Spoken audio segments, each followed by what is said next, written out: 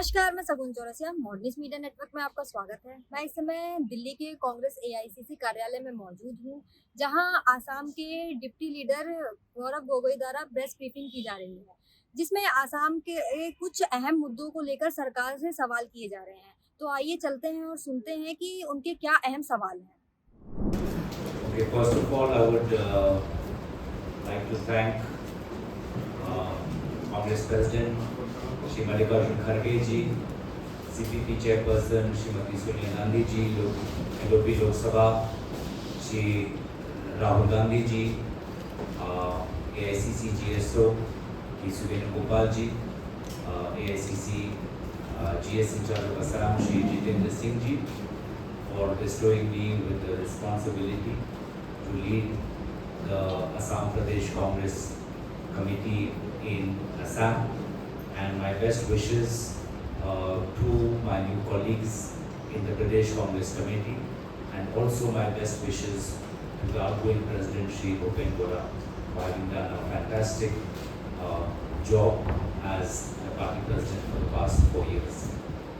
दोस्तों, आज का जो प्रेस वार्तालाप है वो उत्तर पूर्वांचल के साथ जुड़ा हुआ है, और हाल में ही उत्तर पूर्वांचल को लेकर दिल्ली में प्रधानमंत्री मोदी जी ने राइजिंग नॉर्थ ईस्ट समिट को संबोधित किया, जिसमें विभिन्न प्रकार के बातों का उल्लेख किया गया, उद्योग का उल्लेख किया गया, निवेश का विवरण किया गया, लेकिन ये सब जमीनी हालात से परे हैं। जमीनी हालात विशेष रूप से उत्तर पूर्वांचल की बहुत ही चिंताजनक है। आज दो बड़े बीमारियों ने उत्तर पूर्वांचल को जकड़ रखा है। पहला है अवैध कोयला और दूसरा है नशीली पदार्थ, नारकोटिक्स। अब मैं कुछ बातें आपके सामने रखूंगा, जिससे साफ साफ पता चलता है कि बीजेपी की छत्रछाया में उत्तर पूर्वांचल किस प्रकार से अवैध कोयला और नशीली पदार्थों का अवैध व्यापार का एक हब बन चुका है। शुरुआत करूंगा कोयला से, और बहुत ही एक विचित्र काम इस साल के अप्रैल महीने में हुआ। 24 तारीख को ईडी ने विभिन्न जगहों पर छापे मारे। वे हैं जगदीगिते, नौंगाविड्रा, जडुगोफा, मार्गरीटा, गुवाहाटी। ये स्थान मेघालय और गुवाहाटी में है, और ये छापे मारने के बाद उन्होंने ईडी ने 25 तारीख को एक प्रेस रिलीज जारी की। इस प्रेस रिलीज में किस प्रकार का अवैध कोयला का एक सिंडिकेट नेक्सस मेघालय असम में चल रहा है, उसका विवरण ईडी ने किया है। सिंडिकेट शब्द का इस्तेमाल तक उन्होंने किया। अपने प्रेस रिलीज में उन्होंने कहा कि ED investigation further revealed that a syndicate having persons from Meghalaya and Assam is in charge of ensuring that the trucks containing illegal coal clear the borders of Meghalaya and enter into Assam without any checking, restrictions, where papers were prepared to show this as legally mined coal. The syndicate used to charge rupees 1.27 lakh to rupees 1.5 lakh per truck from the mine owners in the name of commission patronage in cash. The illegal mine coal was stored at depots located at Jogiofa in Assam. In a subsequent para, it further states, it is further revealed that the cash so generated in the process was collected by the syndicate and was being stored at the places of the cash handlers. These cash handlers were searched and diaries containing cash in out was also seized. It was further revealed that the coal mine owners and the syndicate people used to coordinate with illegal coal mine operators in Margarita, Tinsukia to make it appear to be mined from legally sourced miners. Last May, during the search, cash of rupees 1.58 crore, digital devices like laptops, mobile phones, and 2 high-end vehicles suspected to be purchased out of the proceeds of crime was seized. तो हमने तो सबसे पहले स्वागत किया, क्योंकि यही बातें बार-बार कांग्रेस पार्टी उठाती रहती है कि अवैध कोयला का धंधा चल रहा है। इसको हमने सदन के अंदर भी उठाया, इसको हमने सदन के बाहर भी उठाया। तो प्लेजेंटली सरप्राइज कि ईडी ने ऐसा काम किया, हमने इसका स्वागत किया, क्योंकि ये बातें असम के मुख्यमंत्री के वादों को झूठा साबित किया। क्योंकि असम के मुख्यमंत्री कहते हैं कि कोई अवैध कोयला का व्यापार हो ही नहीं रहा, कोई अवैध कोयला है ही नहीं, सब जायज है।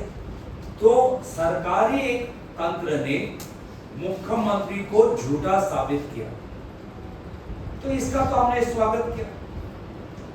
लेकिन जब इसके पश्चात कोई जांच नहीं, इसके पश्चात कोई एसआईटी नहीं, इसके पश्चात कोई अरेस्ट नहीं, तब हमारा संदेह ईडी की तरफ भी गया कि क्या ईडी वास्तव में लोगों को गिरफ्तार करना चाहती है, या जब उन्होंने कहा during the search cash of rupees 1.58 crore was seized, वहीं तक उनका काम सीमित हो गया। क्योंकि अवैध कोयला की बात बार बार उत्तर पूर्वांचल में उठती है। इस साल के शुरुआत में जनवरी में आपको याद होगा, लगभग 40 दिन राज्य सरकार, केंद्र सरकार असम के उमरामसाउ अंचल में 6-7 श्रमिक जो अवैध रेड होल माइन में फंस गए थे, उनको निकालने की कोशिश कर रहे थे। लगभग 40 दिन लगे, 44 डेज टू बी प्रिसाइज। और तब जाके उनके मृतकों की लाश निकली और इलीगल रेड होल माइन पता चला। और जनवरी के बाद जब राज्य सरकार ने एक एसआईटी बनाई, जांच की, तो पता चला कि लगभग 245 illegal rat hole mines Assam में चल रहे हैं और ये इलीगल रेड होल माइंस बंद कर दी। हमने उसका स्वागत किया, लेकिन उसके पश्चात किसकी छत्र छाया में ये इलीगल रेड होल माइनिंग हुई? जिला प्रशासन, जिला पुलिस क्या कर रही थी? माइंस एंड मिनरल्स डिपार्टमेंट क्या कर रहे थे? और हमको लगा कि अवैध कोयला शायद अब बंद हो गया होगा, कि जब 250 रेड होल माइंस बंद हुए, सीज हुए। लेकिन जब ईडी का ये छापा 4 तारीख को, सॉरी अप्रैल के 25 तारीख को हुआ, तो हमको पता चला कि नहीं, जनवरी के बाद अगर जब्त भी हुए कोई इलीगल रेड होल माइंस, अभी भी उत्तर पूर्वांचल में, असम, मेघालय में ये चल रहा है। तो क्या मकसद सिर्फ एक्सटॉर्शन का है? क्योंकि इससे पहले भी हमने देखा है कि चुनाव आते हैं, किसी कंपनी पर आईटी रेड होता है, वो इलेक्टोरल बॉन्ड के द्वारा थोड़ा बीजेपी को सहायता देता है और उसको फिर ठेका मिल जाता है, उसको कॉन्ट्रैक्ट मिल जाता है और फिर सब साफ हो जाता है, सब व्हाइट वॉश हो जाता है। तो क्या ये जो कार्रवाई हुई ये बस 1.5 करोड़ रुपए तक जब्त करने तक ही सीमित रहेगी? क्यों इस पर राज्य सरकार ने कोई कार्रवाई नहीं की? क्यों इस पर केंद्र सरकार ने कोई कार्रवाई नहीं की? क्या ये है नेडा का काम? असम मेघालय से यही काम हो रहा है? यही है वास्तविक स्थिति।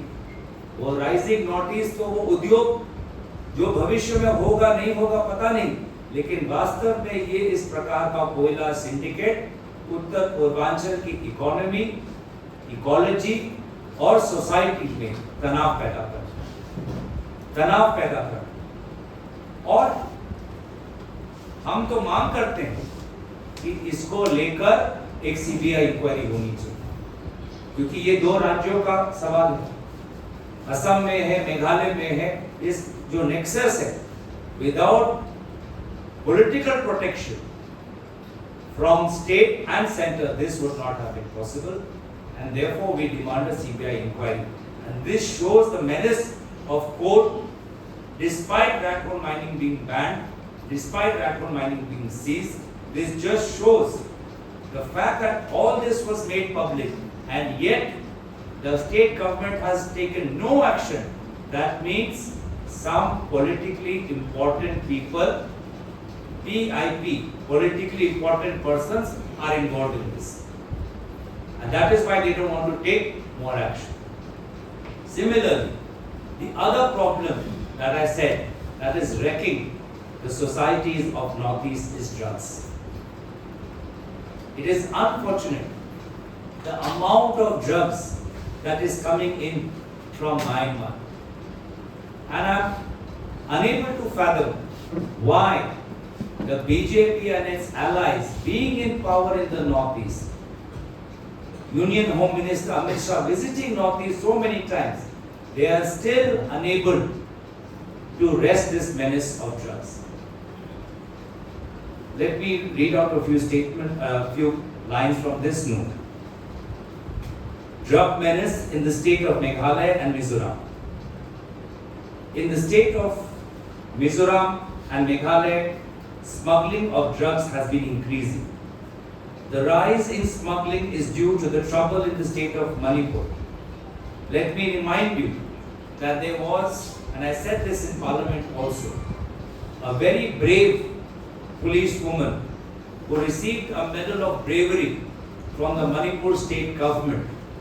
She had to return that medal because when she apprehended an important influential person related to drug smuggling, she got a call from the Chief Minister's office to let that person go.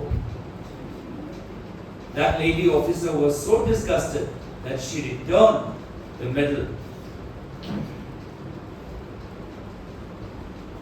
Back to Mizoram, the Minister of Excise and Narcotics in Mizoram, Mr. Hamad, has himself said that there has been an increase in smuggling of narcotics into the state of Mizoram. In addition, between April 2024, January 31, 2025, 34 kgs of heroin, 34 kgs of methamphetamine, 329.7 kgs of ganja, 1.31 kgs of nitrazepam, 152 kgs of cough syrup was also seized. 458 people were booked for drug trafficking. What we are seeing is that the number of arrests is only increasing. That means that these arrests are having no deterrence effect on the supply and movement of drugs. This is something that we have raised in Parliament also. We understand that the government reports the increasing number of arrests as a proof of its performance. But if these arrests were to act as a deterrence, the volume of drugs seized would have come down. But that's not happening. It's on Parliament record also that this continues to increase. A similar situation exists in Meghalaya, where the State Minister Paul Lindo has said that the total number of addicts in Meghalaya is roughly 3 lakh, which is 10% of the population.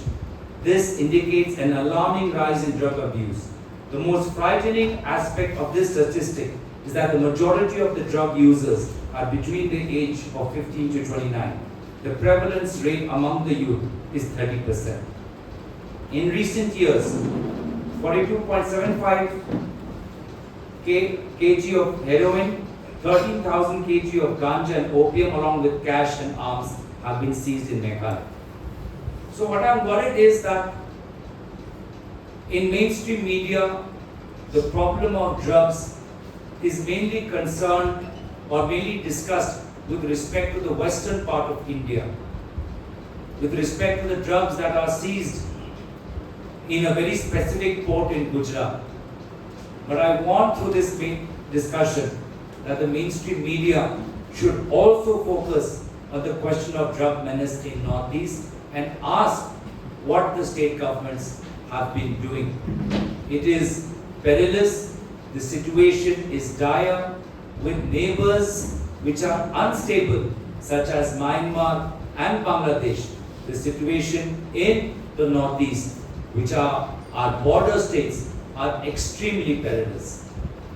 And I must say, while I use this press conference to talk about the problem of coal and drugs in the Northeast, I read somewhere that Honorable Prime Minister Modi, while referring to China, made light of the physical features of the people of China, especially with respect to the shape and size of their eyes.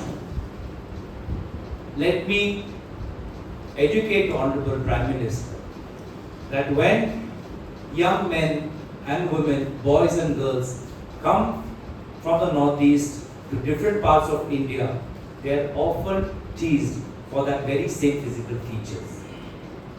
This kind of language only perpetuates the harassment and the language that is used to taunt and tease the people of the Northeast.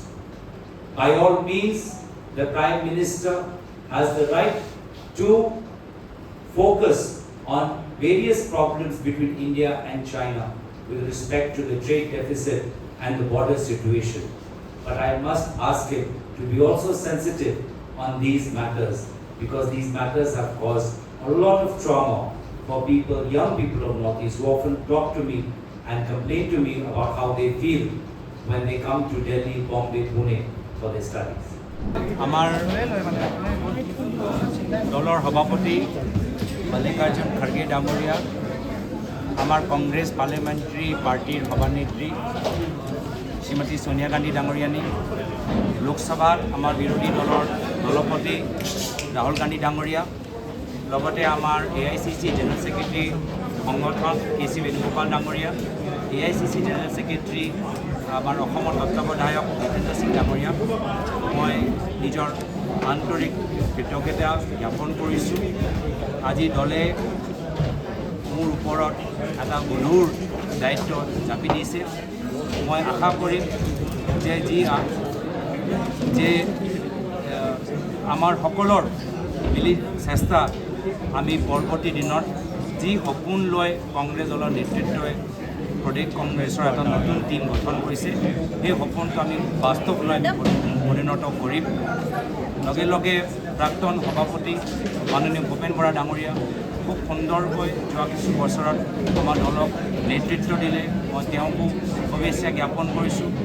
বৰ্তমান তেওঁ campaign প্ৰচাৰ কমিটিৰ চেয়াৰমেনৰ দায়িত্ব দিছে, তেওঁক শুভেচ্ছা জ্ঞাপন কৰিছোঁ। লগে লগে বিভিন্ন আমাৰ চেয়াৰমেন প্ৰদ্যুৎ বৰদলৈ ডাঙৰীয়া, ৰকিবুল হুছেইন ডাঙৰীয়া, দেৱব্ৰত শইকীয়া ডাঙৰীয়া, লগতে আমাৰ কাৰ্যকৰী সভাপতিসকল জাকিৰ হুছেইন সিকদাৰ ডাঙৰীয়া, প্ৰদীপ চৰকাৰ ডাঙৰীয়া, ৰজিনা তিৰ্কী ডাঙৰীয়ানী, সকলোকে মোৰ ফালৰ পৰা মই শুভেচ্ছা জ্ঞাপন কৰিছোঁ। আমি এটা নতুন উদ্যমৰে আমি আগবাঢ়ি যামগৈ আৰু এই সময়ত মই অসমবাসী ৰাইজৰ মৰম বিচাৰিছোঁ। এই সময়ত অসমৰ যুৱকসকলৰ সহায় বিচাৰিছোঁ আৰু অসমৰ বয়োজ্যেষ্ঠসকলৰ আশীৰ্বাদ বিচাৰিছোঁ।